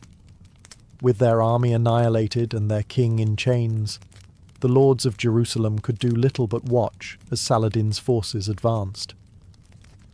In the summer of 1187, his banners swept across the countryside, taking castle after castle with terrifying speed. Towns that had once seemed secure now surrendered with barely a fight, their garrisons too shaken to resist. What had taken the Crusaders decades to build, Saladin dismantled in weeks. His campaign was methodical. He did not rush blindly for Jerusalem. Instead, he cut away its defences piece by piece. Acre, the bustling port that connected the kingdom to Europe, fell. Nablus, Jaffa, Caesarea, and Ascalon all crumbled before his advance. The strategy was clear: isolate Jerusalem, deny it reinforcements, and then move in for the final blow. For the Crusaders, the psychological impact was devastating. Reports of Saladin's victory at Hattin spread like wildfire, accompanied by stories of noble captives and the loss of the true cross. Pilgrims, merchants, and local villagers alike fled to Jerusalem, swelling its population and straining its resources. Within the walls, despair mingled with defiance. The city's new defenders were not the proud knights of Hattin. They were a patchwork of survivors, civilians, and desperate refugees. Yet, amid the panic, one figure emerged to lead Jerusalem's defence: Balian of Ibelin. Having been captured at Hattin but released on parole, he had sworn to Saladin he would not fight. But when he saw the city's helpless state, he broke his word, though he did so with Saladin's reluctant permission, granted on condition that he take up arms only to protect his family. Instead, Balian became the soul of Jerusalem's resistance, rallying a battered populace for what they knew might be their final stand. Meanwhile, Saladin marched steadily onward, his army buoyed by the momentum of victory and the promise of reclaiming Islam's holiest city. Chroniclers describe the confidence of his men as they encircled Jerusalem. The Crusaders had once entered the city with blood and fire, but now it would return to Muslim hands. By late September 1187, Saladin's banners appeared before Jerusalem's gates. The city that had been held by the Crusaders for nearly a century now faced its reckoning. The defenders braced themselves, but few doubted the outcome. The age of Crusader Jerusalem was about to end. When Saladin's army arrived before Jerusalem in late September 1187, the mood within the city was grim. For nearly a century, the Crusaders had called Jerusalem the heart of their kingdom, but now the kingdom of heaven was reduced to frightened refugees, scattered knights, and weary survivors from Hattin. The walls still stood tall, but behind them, morale was low, supplies thin, and the defenders vastly outnumbered. Saladin wasted no time. His forces encircled the city, cutting it off from escape or aid. Siege engines were brought forward, massive wooden towers, catapults, and mangonels, all aimed at battering down the walls that had once seemed impenetrable. To the defenders, the thud of stones and the creak of towers advancing were constant reminders that the end was near. Inside, Balian of Ibelin struggled to rally the citizens. Though only a handful of knights remained, he knighted every able-bodied boy of fighting age, arming them with whatever weapons could be found. Chroniclers describe women and children helping carry stones, boiling water, and even molten pitch to hurl down on attackers. It was not just an army holding the city, but an entire population preparing to die if necessary. The memory of 1099 hung heavily over both sides. When the Crusaders had stormed Jerusalem in the First Crusade, they had unleashed a massacre that shocked the Muslim world. Men, women, and children slaughtered in streets and mosques. Many defenders now feared the same fate awaited them if the city fell. Some even urged desperate measures, threatening to burn down the Dome of the Rock and the Church of the Holy Sepulchre, rather than see them captured. Saladin, however, showed a different spirit. He ordered his men to fight with discipline, forbidding indiscriminate slaughter. Still, he pressed the siege with relentless force. Siege towers rumbled forward, battering rams struck the gates, and Muslim troops fought tirelessly to breach the walls. After days of bombardment, the defences began to crumble. The Crusaders fought valiantly, but the imbalance was too great. By early October, Jerusalem was at breaking point. Balian recognized the truth. Continued resistance would mean not just defeat, but massacre. The city could not be saved by arms alone. If Jerusalem was to endure, its salvation would have to come not from swords, but from negotiation with Saladin himself. As Jerusalem's walls shuddered under constant bombardment, Balian of Ibelin knew the city's fall was only a matter of time. The defenders were exhausted, supplies dwindled, and morale was close to collapse. But surrender was not an easy choice. The memory of 1099, the Crusaders' own massacre of Jerusalem's inhabitants, haunted the city. Men and women alike feared that if the Muslims stormed the walls, every soul inside would be slaughtered in revenge. Balian, caught between despair and duty, chose diplomacy. He requested an audience with Saladin. Chroniclers record that the Sultan received him with calm dignity, listening as Balian argued for the lives of Jerusalem's people. The knight did not beg. Instead, he threatened that if no terms were offered, the defenders would burn the holy sites, slaughter Muslim prisoners, and force Saladin to capture nothing but ashes. It was a desperate gamble, meant to show that the defenders had nothing left to lose. Saladin, however, was unmoved by threats but swayed by principle. His reputation for honour was already renowned, and here he saw an opportunity to contrast himself with the brutality of the Crusaders 88 years earlier. Instead of demanding blood, he offered terms of surrender. The citizens of Jerusalem could ransom themselves, men for 10 dinars, women for 5, and children for 1. Those who paid would be allowed to leave in peace, carrying their possessions with them. For those too poor to pay, Saladin promised mercy, declaring that none would be killed. The terms stunned the defenders. Expecting annihilation, they were instead given a chance at survival. Balian accepted, and soon word spread throughout the city. Relief replaced terror, though fear lingered for those too poor to afford ransom. Moved by their plight, Balian and the city's clergy pleaded with Saladin, who responded with further generosity, freeing thousands of destitute Christians at his own expense. Even his commanders followed suit, purchasing captives' freedom with their own wealth. The contrast was unmistakable. Where the Crusaders had once drenched Jerusalem in blood, Saladin promised a more merciful conquest. The agreement did not erase the sorrow of defeat, but it spared the city from the nightmare of massacre. On October 2nd, 1187, the gates of Jerusalem opened, not to slaughter, but to a new chapter under Saladin's rule. On October 2nd, 1187, Jerusalem surrendered. The gates that had once been barred in desperation now opened to Saladin's army. Yet, unlike the storm of blood and fire that had marked the Crusader conquest in 1099, the handover was astonishingly calm. No massacre, no plunder, just an orderly transition of power orchestrated with deliberate restraint. Balian of Ibelin, who had defended the city to the end, walked beside Saladin's men to oversee the process. The defeated Crusaders and the civilian population gathered their belongings, preparing for exile.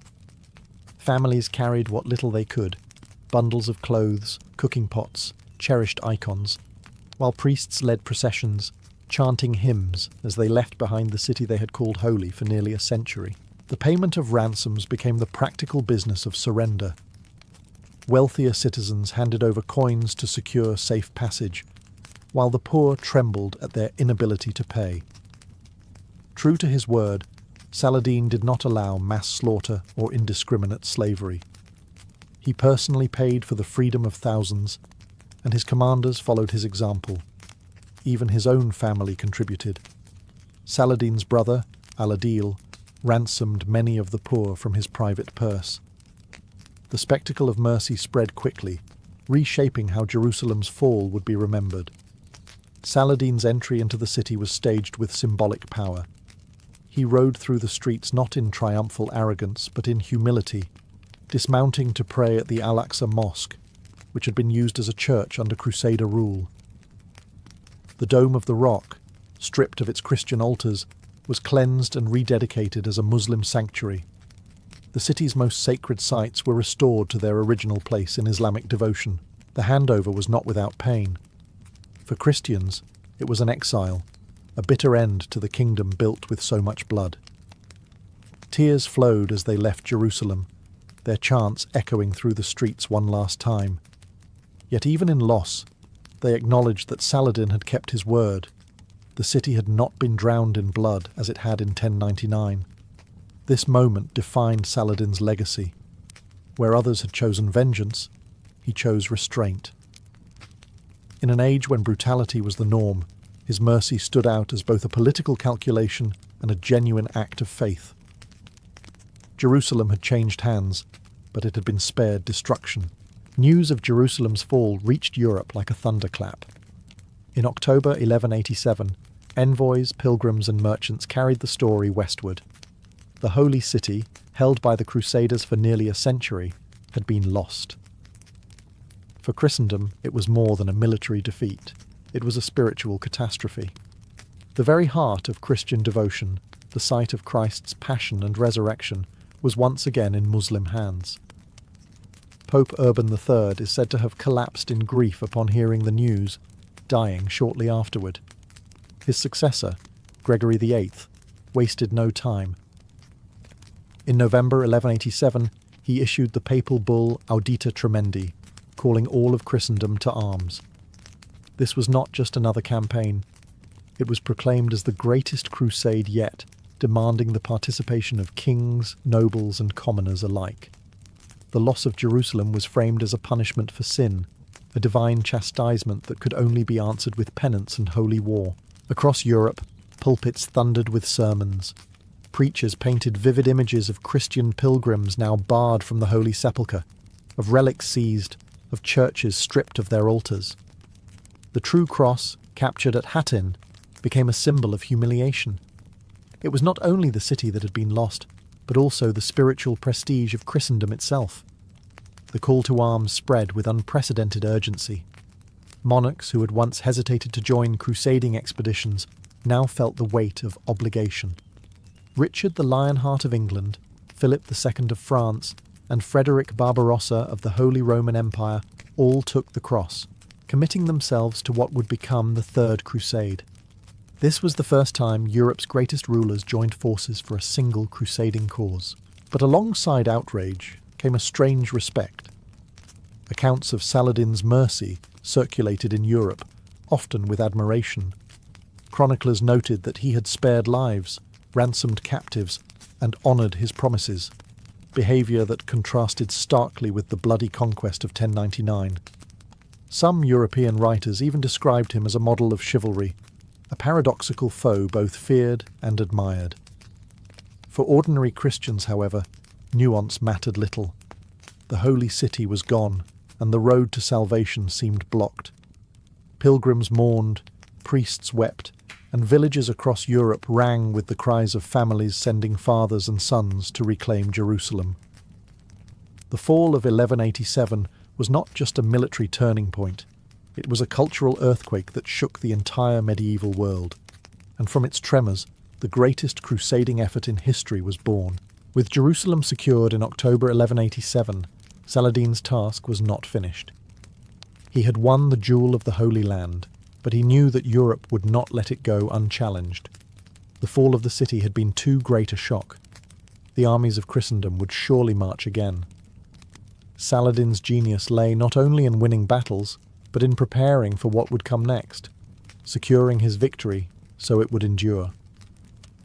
His first priority was religious restoration. The Crusaders had turned Islamic holy places into Christian shrines, and Saladin reversed this process with deliberate care. The Dome of the Rock was cleansed and rededicated to Islam, its golden dome polished and adorned with Quranic inscriptions proclaiming God's greatness. The Al-Aqsa Mosque, used as a palace and church under Crusader rule, was purified and reopened for prayer. For Muslims across the region, the liberation of Jerusalem was not only political, but spiritual, a renewal of sacred space. At the same time, Saladin maintained a careful balance with the city's Christian population.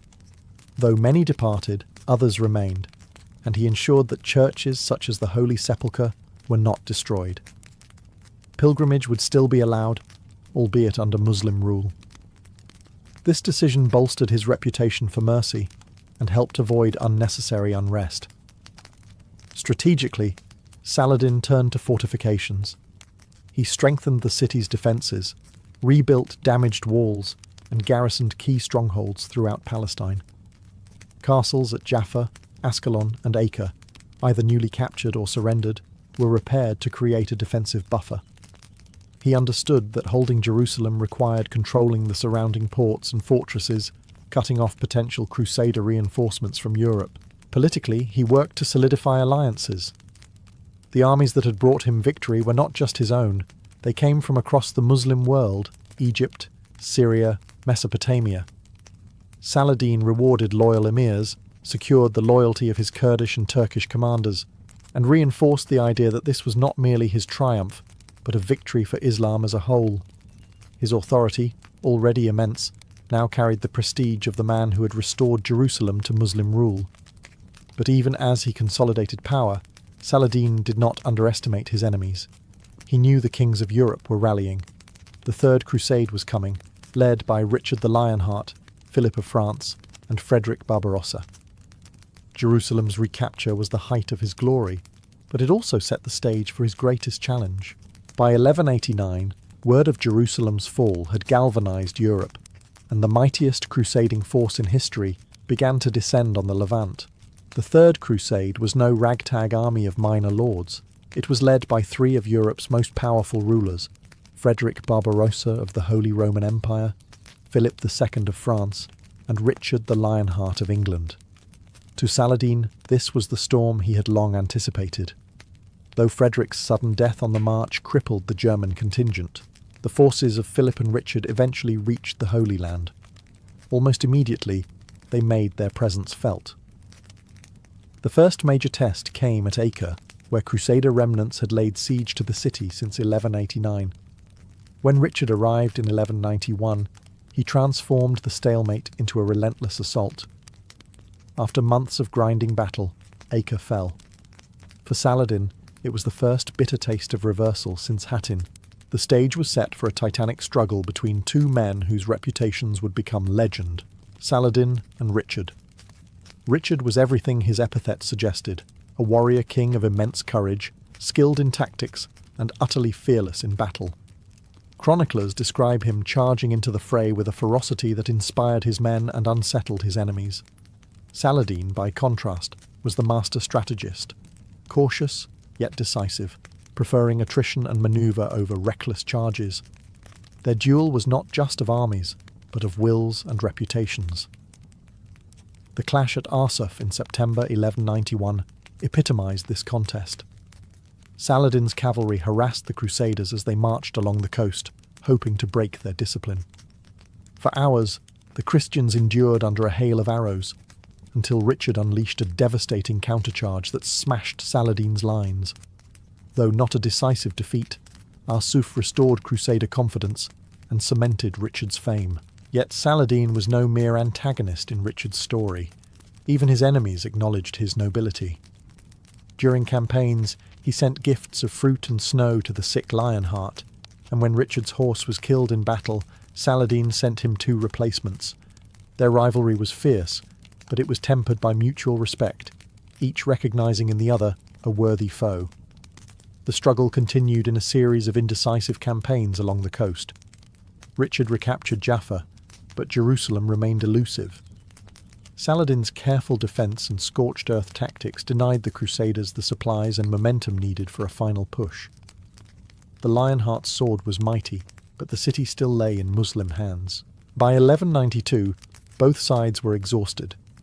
Richard the Lionheart had reclaimed Acre, triumphed at Arsuf, and proven himself one of the most formidable warriors of his age. Yet despite his victories, Jerusalem eluded him. Twice he marched toward the Holy City, and twice he turned back. The Crusaders lacked supplies, faced endless harassment from Saladin's forces, and feared that even if they captured Jerusalem, they could not hold it. For Richard, the dream of retaking the sepulchre remained tantalizingly out of reach. Saladin too was weary. Years of campaigning had drained his treasury and tested his armies. While his prestige soared after the capture of Jerusalem, holding the city against wave after wave of crusaders came at immense cost. His empire stretched from Egypt to Syria, and he needed stability to secure it. Both commanders, recognizing the futility of endless war, moved toward negotiation. In September 1192, the Treaty of Jaffa was signed. Its terms reflected compromise. Jerusalem would remain under Muslim control, a triumph for Saladin, but Christian pilgrims were guaranteed safe passage to the city's holy sites. Coastal towns from Jaffa to Tyre stayed in Crusader hands, ensuring a foothold for the West. For both leaders, it was an imperfect peace, but it preserved their honour and spared their exhausted followers further bloodshed. Richard departed the Holy Land soon after, never setting foot in Jerusalem. Chroniclers say he approached the city but refused to enter as a pilgrim, unwilling to behold the sepulchre without reclaiming it. Saladin, meanwhile, returned to Damascus, his health failing after years of relentless strain. In 1193, only a few months after Richard sailed home, the great Sultan died. At his funeral, mourners discovered the measure of the man. Though he had ruled a vast empire and commanded immense wealth, Saladin's coffers were nearly empty. He had given away much of his fortune in charity, alms, and ransom for captives. He was buried with little more than a simple shroud, his legacy resting not in treasure, but in the memory of his deeds.